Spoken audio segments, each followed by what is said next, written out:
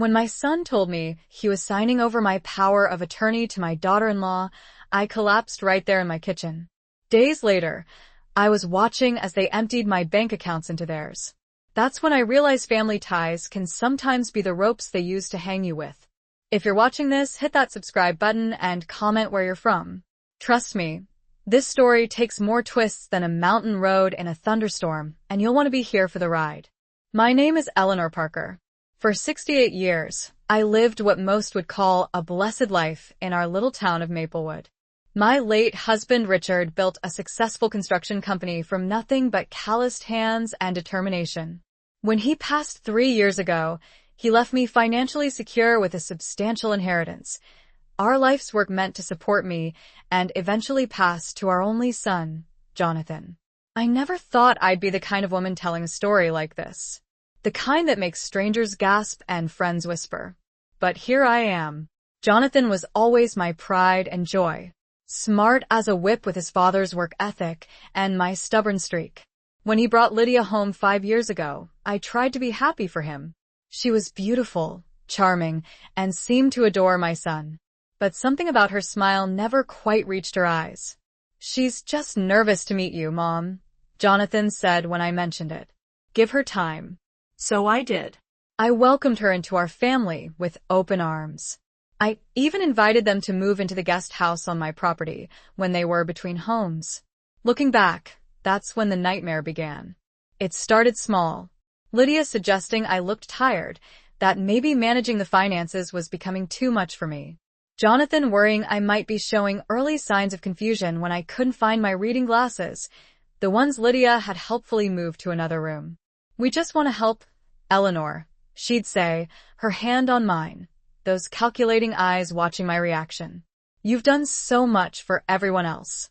Let us take care of you now." Script part separator . The first time I noticed money missing from my account, I convinced myself I'd made an error. The second time, I called the bank. "Mrs. Parker, those transfers were authorized using your password and security questions," the manager explained. "To the joint account you share with your son and daughter-in-law." "What joint account?" My voice echoed through the bank lobby. That night, Jonathan and Lydia sat me down at my own dining table. My dining table in the house Richard and I had built, paid for, and cherished. "Mom, we're worried about you," Jonathan began, his face a mask of concern that I once would have believed. "You've been forgetting things." "Like what?" I demanded. "Like setting up the joint account," Lydia interjected softly. "We talked about this last month. You agreed it would be easier if we helped manage your finances." I never agreed to any such thing. But the document they showed me had my signature, or something close enough to fool the bank. "This is ridiculous," I said, pushing back from the table. "I want access to all my accounts restored immediately." "Mom," Jonathan's voice hardened. "Dad left a lot of money, and we need to protect it. For all our sakes." "For your sakes?" My hands trembled. "That money is my security, my future." Lydia placed a glass of water in front of me and 2 small pills. "Your blood pressure medication, Eleanor. You're getting upset." I knocked the glass away. "I already took my medication this morning." "What are these?" Jonathan and Lydia exchanged that look, the one that said, "Poor confused Eleanor." "Mom, we think it might be time to consider assisted living," Jonathan said finally. "Somewhere with proper care." My world collapsed in that moment. They wanted my money and my home, and they were willing to convince everyone, including me, that I was losing my mind to get it. That night, I locked my bedroom door and wept into my pillow like I hadn't since Richard died. But by morning, something had hardened inside me. Richard didn't build an empire by giving up when times got tough. And I hadn't survived 68 years on this earth to be swindled by my own family. I needed evidence. I needed allies. And most of all, I needed to be smarter than they thought I was. Script part separator . The next morning, I called my oldest friend, Sarah Jenkins. For 40 years, she'd been by my side through every crisis. Before retirement, she'd been an investigative journalist with our local paper, skills I desperately needed now. "This sounds like elder abuse, Ellie," Sarah said bluntly after I'd explained everything. Financial exploitation at minimum. We need to document everything. They'll say I'm confused, I whispered, glancing nervously at my closed door. Jonathan's a respected businessman. Lydia volunteers at the hospital. Who would believe me? I believe you, Sarah replied fiercely. And we'll make others believe too. First step, we need to secure whatever assets they haven't touched yet. That afternoon, Sarah drove me to see attorney James Wilkins, an old friend of Richard's. His face grew grave as I described what was happening. Eleanor, if what you're saying is true, we need to act quickly, he said, tapping his pen against his legal pad. Do you have any documentation they haven't accessed? I nodded, pulling out the safety deposit box key I'd kept hidden in my bra. Richard kept duplicates of everything important. The box is in my name only. James raised an eyebrow. Smart woman. Let's go to the bank right now. The safety deposit box contained exactly what I'd hoped. Copies of Richard's will, insurance policies, property deeds, and investment portfolios. Most importantly, it held the original power of attorney documents, which I had never signed over to anyone. This is forgery, James said, examining the document Jonathan and Lydia had shown me. Clear as day, when compared to your actual signature. Relief flooded through me. So we can stop them? We can try, James said cautiously. But we need to be strategic. They've already established a narrative that you're confused. If we move too openly, they'll accelerate their plans. As we left the bank, I spotted Lydia's red Mercedes parked across the street. My blood ran cold when I saw her watching us through the windshield, phone pressed to her ear. She's seen us, I whispered to James. Good, he replied grimly. Let the games begin. When I returned home, Jonathan and Lydia were waiting in the kitchen. The air felt electric with tension. Where have you been, Mom? Jonathan asked, his voice unnaturally calm. We were worried. Just catching up with old friends, I replied, trying to match his casual tone. Lydia smiled, but her eyes were cold. You shouldn't be driving at your age, Eleanor. Next time let us know. We'll take you wherever you need to go. That's very thoughtful, I said, forcing a smile while my heart hammered. But I'm perfectly capable of managing my own schedule. That night, I heard them arguing in hushed voices from the guest house. I couldn't make out the words, but the urgency was clear. They knew I was fighting back. The next morning, my house keys didn't work. The locks had been changed. Script part separator .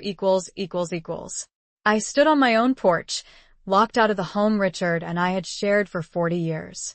A wave of fury washed over me, hotter and clearer than any emotion I'd felt since this nightmare began. Need help with those, Mom?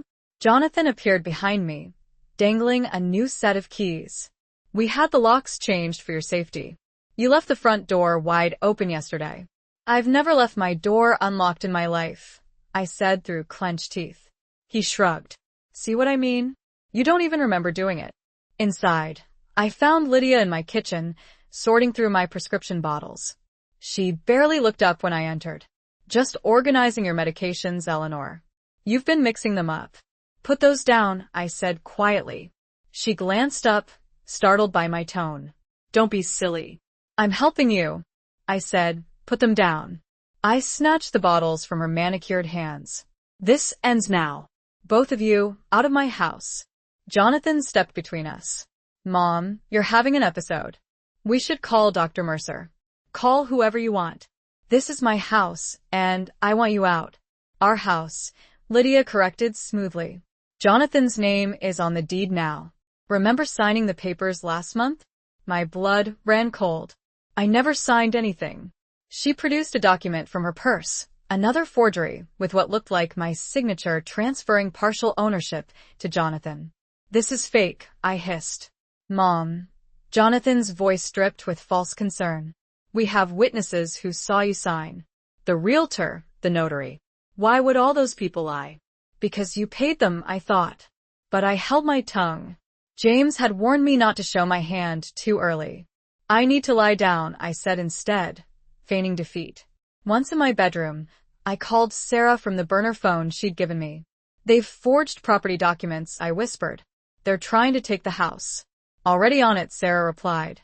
I've been digging into Lydia's background. Eleanor, you're not going to believe what I found. Script parts separator script parts separator . Sarah wasn't exaggerating. Lydia Green wasn't even Lydia Green. Her real name was Amanda Porter, and this wasn't her first rodeo. She's done this before, Sarah explained, spreading photographs across my kitchen table after Jonathan and Lydia had left for their weekly dinner out. 3 times that I can track. Always the same pattern. Finds a well-off widow or widower with an adult child, integrates herself, then systematically isolates and defrauds them. I stared at the newspaper clippings and court documents. In each photo, I recognized those eyes, that calculated smile, though the hair color and name changed each time. Why isn't she in prison? I demanded. She's good at disappearing before charges stick, Sarah explained. And she picks victims who either die or become too humiliated to pursue her. But this time, she picked the wrong woman. My hands trembled as I sorted through the evidence. These other victims, can we contact them? Sarah nodded. Already reached out to 2. They're willing to testify. For the first time in weeks, hope flickered to life inside me. What about Jonathan? He must be a victim too. She's manipulating him. Sarah's face fell. Ellie, there's something else you need to see. She pulled out bank statements showing large transfers from accounts I didn't recognize to offshore holdings. Both signatures were clear, Lydia's and Jonathan's. He's not a victim, Eleanor. He's a partner. The room spun. My son, my only child, wasn't being manipulated. He was an active participant. How long? I whispered. From the beginning, it seems. They met at a seminar on wealth management for inheritance planning. Sarah's disgust was palpable. It was essentially a workshop for gold diggers and their enablers. I felt physically ill. All those years of birthday parties, college tuition, helping with his first mortgage, only for him to look at me and see nothing but dollar signs. What do we do now? I asked, my voice hollow. We set a trap, Sarah said, her journalist instincts kicking in. And we do it before they have you declared incompetent, which is their next move according to their playbook. That night, I wrote 2 letters. One to the son I thought I knew, pouring out my heartbreak and disappointment. The second to myself, reminder of why I needed to fight when my courage faltered. The next morning, I played my part. I appeared confused at breakfast, asking Lydia the same question 3 times. I forgot to turn off the stove.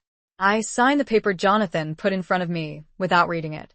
See how much easier things are when you cooperate? Lydia said with that saccharine smile.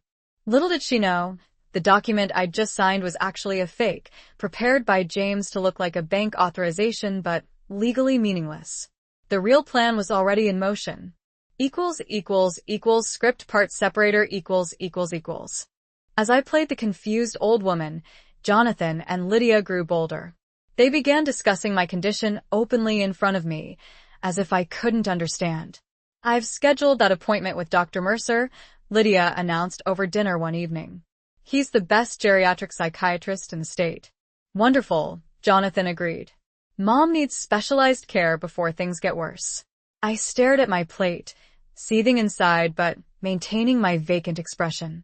Dr. Stanley Mercer, a man I'd never met, was apparently going to diagnose me with dementia after a single visit. Eleanor, Lydia touched my hand with false tenderness. Wouldn't you like to live somewhere with people who can help you? Where you don't have to worry about cooking or cleaning anymore. I forced my lips into a tremulous smile. Whatever you think is best, dear. The satisfaction that flashed across her face made my stomach turn. That night, I slipped out to meet Sarah at our predetermined location, the 24-hour diner 3 blocks away. James was waiting with her, along with a woman I didn't recognize. Eleanor, this is Detective Carol Martinez, Sarah introduced us. She specializes in elder abuse and financial crimes. The detective's handshake was firm. Mrs. Parker, I've reviewed the evidence your attorney and Mrs. Jenkins have gathered. I believe you have a strong case, but we need more concrete proof of their intentions.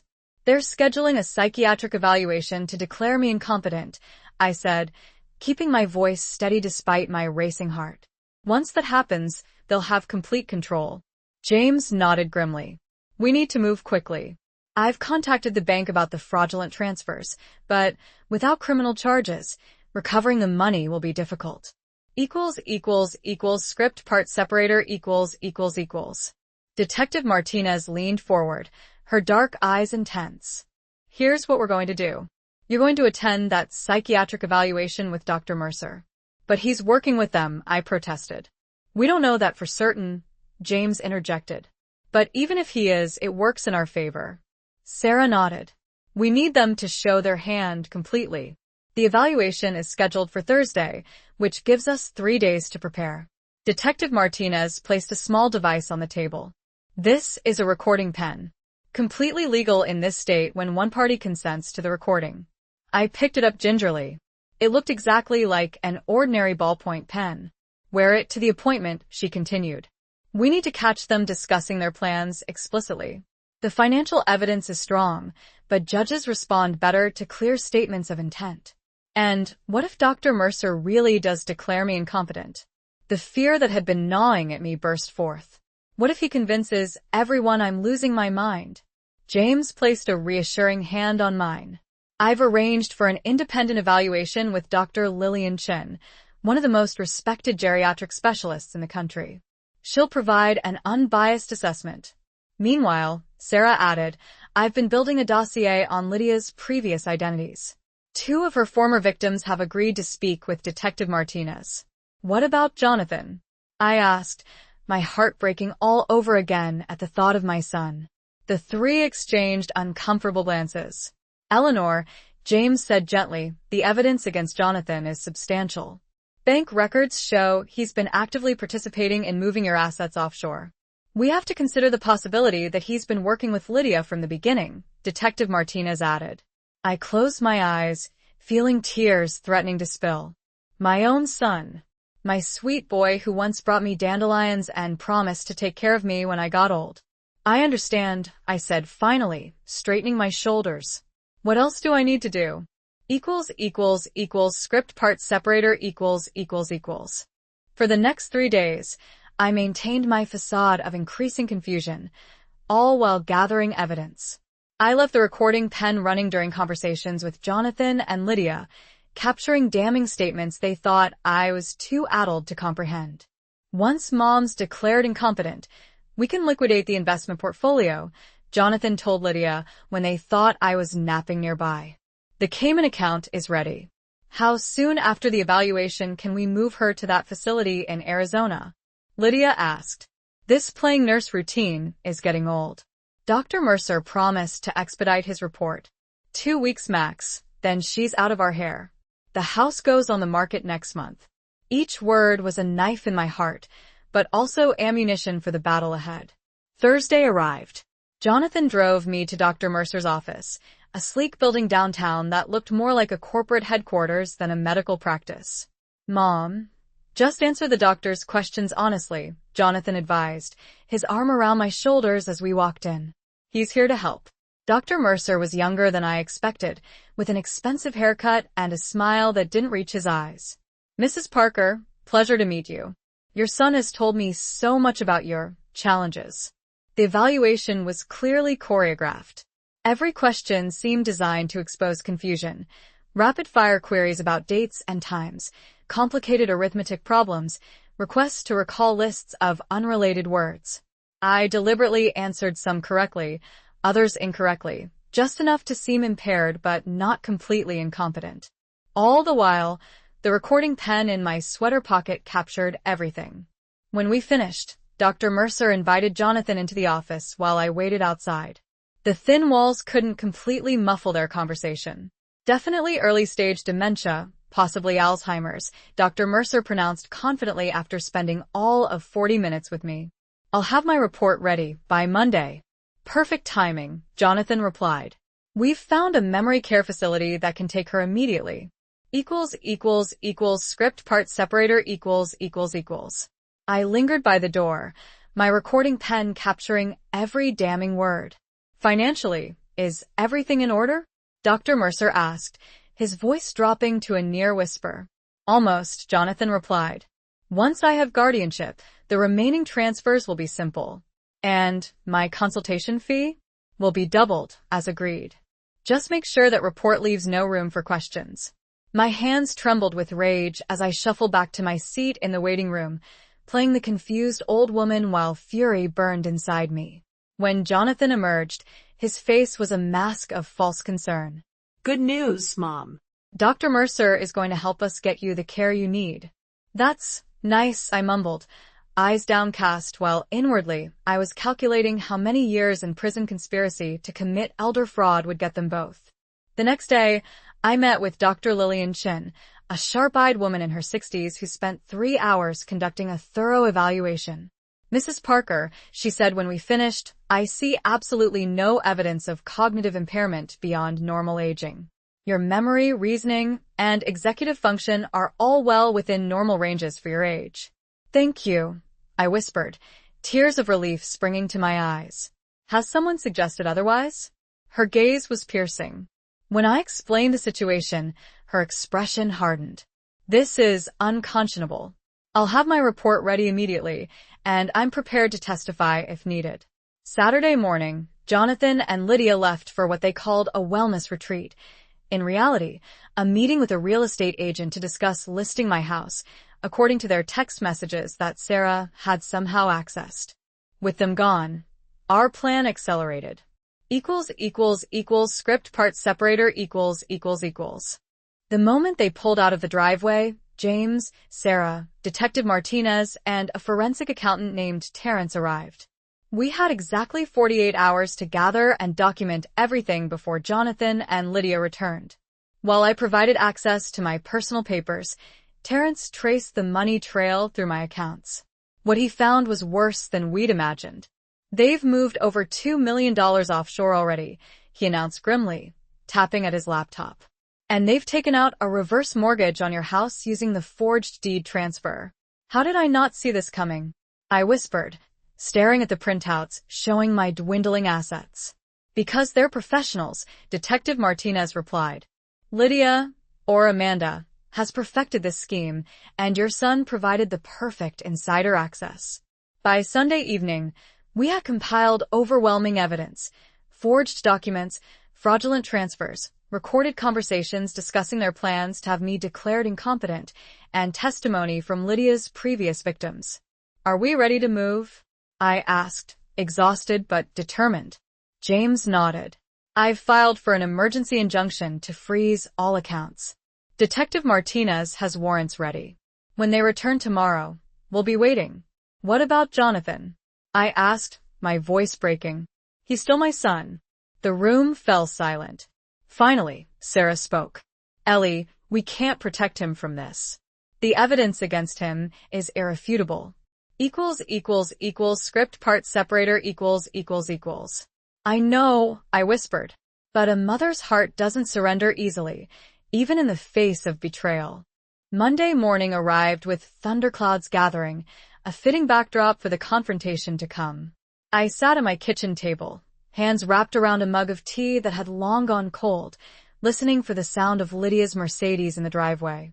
When they finally arrived, they were laughing, my son and his wife, jubilant about their weekend planning my imprisonment and theft of my life's work.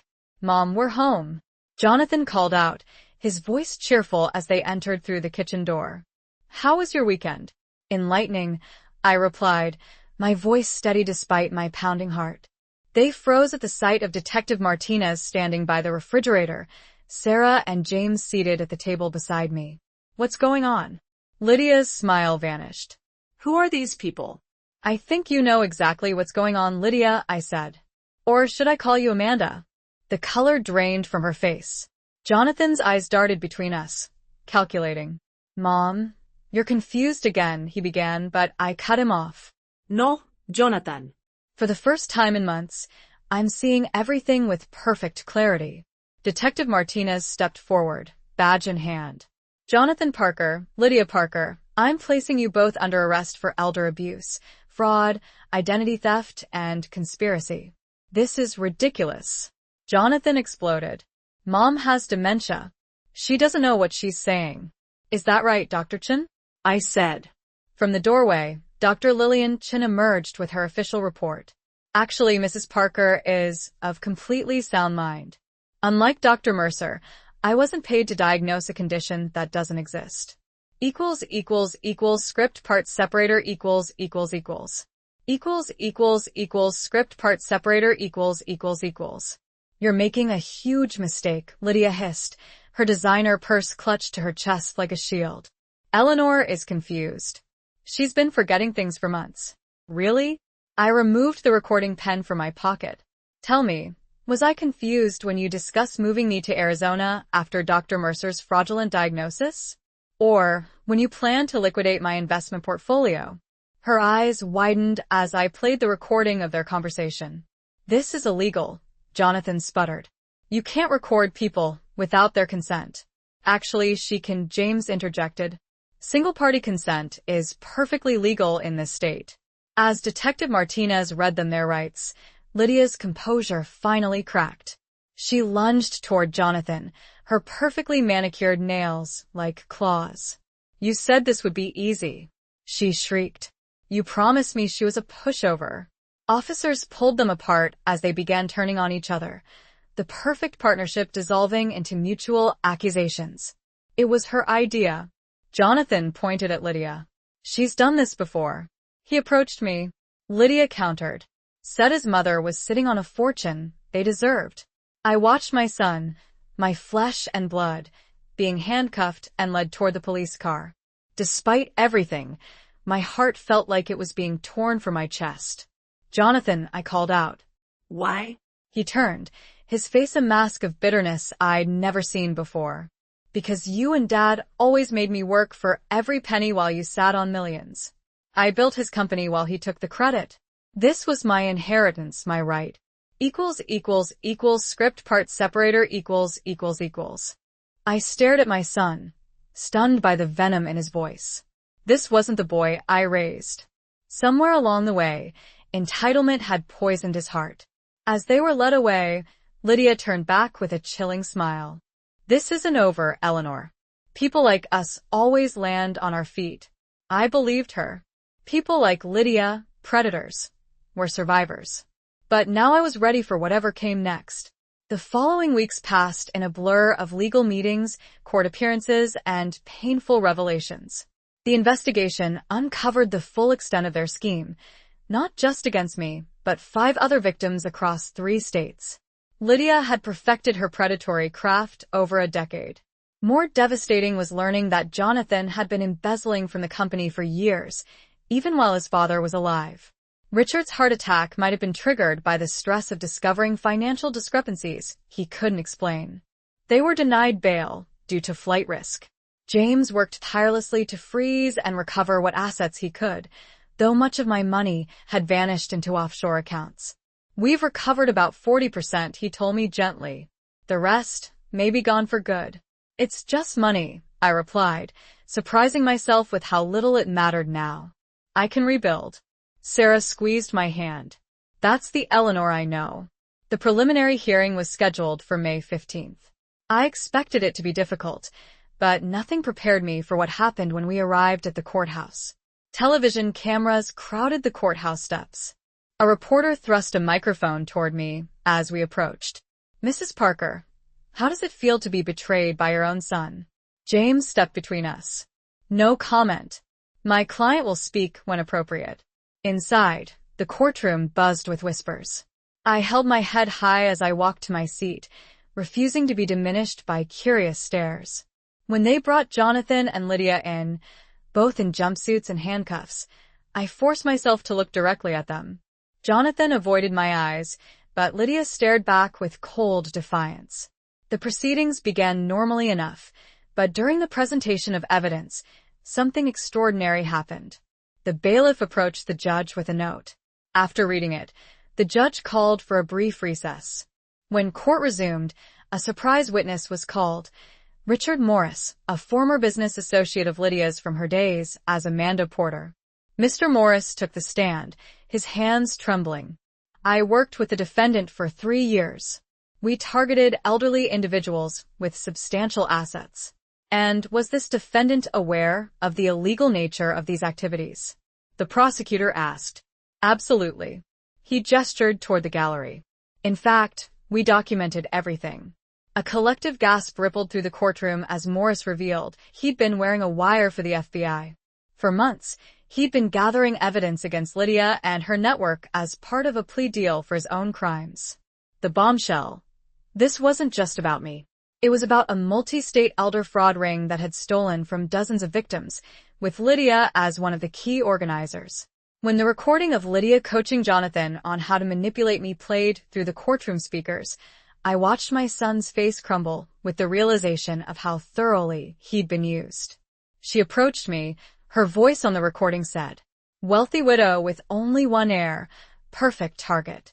All you need to do is make her doubt herself." In that moment, justice felt both vindicating and hollow. I'd won, but at the cost of my son's freedom and my family's future. The preliminary hearing became a media sensation. Widow's revenge. Inheritance scammers exposed blared across local headlines. Soon, national networks picked up the story. Before I knew it, I was being invited to appear on Morning America Today to share my experience. Absolutely not, I told Sarah. I've had enough public scrutiny. Ellie, she said gently, think of how many other elderly people might be going through this right now. Your story could help them recognize the warning signs. That changed everything. The morning of the television appearance, my stomach churned with anxiety. The studio lights were blinding, the makeup felt heavy on my face, and the host's perfect smile seemed plastic as she introduced me. Today we're joined by Eleanor Parker, whose incredible story of betrayal and justice has captivated the nation, she began. Eleanor, thank you for being here. I nodded, clasping my hands tightly to hide their trembling. In your own words, tell us how you discovered what your son and daughter-in-law were doing. I took a deep breath and shared my story, not as a victim, but as a fighter. With each word, my voice grew stronger. Halfway through my interview, the producer whispered something to the host, whose eyes widened. Mrs. Parker, we've just received word that someone else has joined our studio. Someone who says they have crucial information about your case. The cameras turned to reveal Lydia's mother, Catherine Green, walking onto the set. My heart nearly stopped. I've come to apologize, she said, her voice breaking, and to warn others about my daughter. On national television, Catherine revealed that Lydia had been manipulating vulnerable people since she was a teenager, starting with her own grandfather.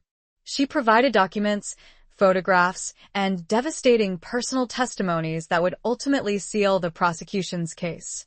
She's my daughter, and I love her, Catherine said, tears streaming down her face. But she needs to be stopped, as does anyone working with her. When the broadcast ended, Detective Martinez was waiting backstage. Mrs. Green's evidence has implicated 6 more conspirators, including Dr. Mercer. We're arresting them all today. 3 months later, I sat in the courtroom as the verdicts were read. Guilty on all counts. Lydia received 18 years. Jonathan, 12, with possibility of parole after 8 for his cooperation in identifying other victims. Before they led him away, Jonathan asked to speak to me. I don't expect forgiveness, he said, unable to meet my eyes. But I am sorry, Mom. Not just for getting caught. For becoming someone you never raised me to be. I touched the glass separating us, my heart still broken but no longer bleeding. I'll be here when you get out, I said. Not with money or property, but as your mother. In the aftermath, I found purpose in my pain. With Sarah's help, I started the Parker Foundation for Elder Protection, using what remained of my recovered funds to educate seniors about financial predators and provide legal resources to victims. Yesterday, I spoke to a room full of retirees about recognizing the signs of exploitation. As I looked at their faces, concerned, engaged, empowered, I realized that while Richard's financial legacy might be diminished, my own legacy had just begun. Sometimes, when I sit on my porch watching the sunset, I think about how close I came to losing everything. Not just money, but dignity, identity, Voice. In fighting back, I found strength I never knew I possessed. I still live in my house, smaller now, since I sold the original property to fund the foundation. The guest house is gone, along with the painful memories it held. In its place is a garden where neighborhood children come to learn about planting and patience. Life offers no guarantees against betrayal, but it does promise that courage, once discovered, can never be taken away. Last week, I received a letter from Jonathan. He's teaching financial literacy to other inmates, helping them understand how poor decisions compound. Perhaps some good will come from his sentence after all. As for Lydia, I hear she spends her days in prison crafting elaborate schemes she can no longer execute. Old habits die hard, they say. But so do old women who refuse to become victims. If my story helps even one person recognize the warning signs or find the courage to fight back, then everything, the heartbreak, the betrayal, the public exposure, will have been worth it. Because the inheritance that truly matters isn't money or property.